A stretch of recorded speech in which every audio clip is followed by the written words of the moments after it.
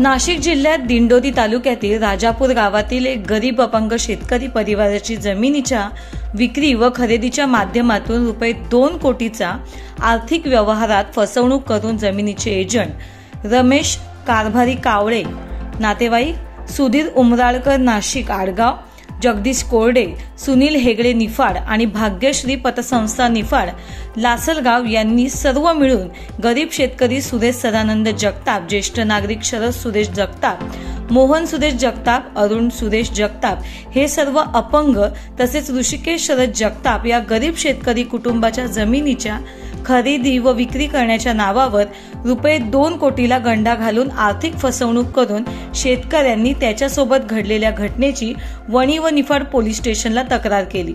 परंतु वणी व निफाड पोलीस याबाबत कारवाई करण्यात कुचकामी ठरत आहेत। तसेच त्यांची तक्रार पोलीस अधीक्षक ग्रामीण जिल्हा नाशिक यांकडे सुद्धा करूनही कोणतीही कारवाई या जमीन एजंटवर होत नाही।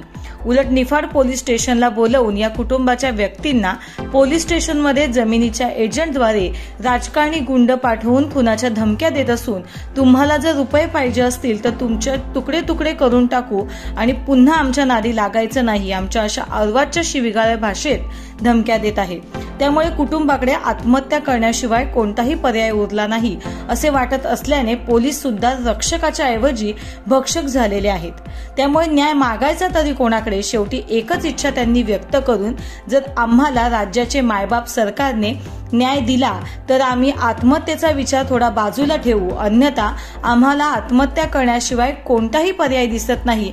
आमचे मायबाप सरकार मुख्यमंत्री साहेब यांनी आमच्या गरीब कुटुंब शेतकऱ्याचा विचार करून आमचे रक्षण करून आम्हाला न्याय द्यावा व माझ्या मुलांना व्यवस्थित बोलता येत नाही अशा आमच्या गरीब कुटुंबाला जमिनीचे एजंट हे राजकारणी गुंडांद्वारे खूप मानसिक त्रास देत आहेत। आम्हाला आमच्या परिवाराला जगणे नकोसे झाले आहे, कारण या जमिनीच्या एजंटनी आज आम्हाला रस्त्यावर आणून ठेवले आहे। आमचे ₹2 कोटी रुपयांची आर्थिक फसवणूक करून सुद्धा आमचा मानसिक शारीरिक त्रास होत आहे, तरी आपण लवकरात लवकर आम्हाला न्याय द्यावा अशी मागणी आम्ही सरकारला करत आहोत असे पीडितांचे म्हणणे आहे।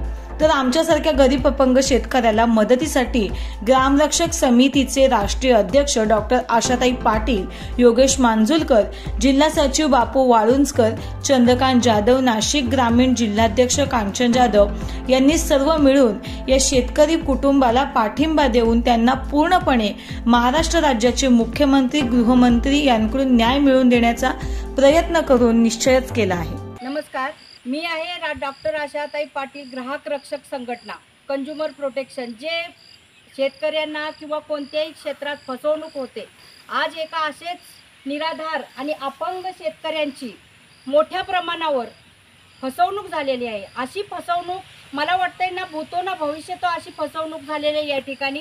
म्हणजे या लोकांची तुम्ही या लोकांचं घर बघू शकता, किमान 10 बाय 10च्या रूम आहेत। अशा हे शेतकरी आपले काबाड कष्ट करून आपल्या शेतीवर जगत होते।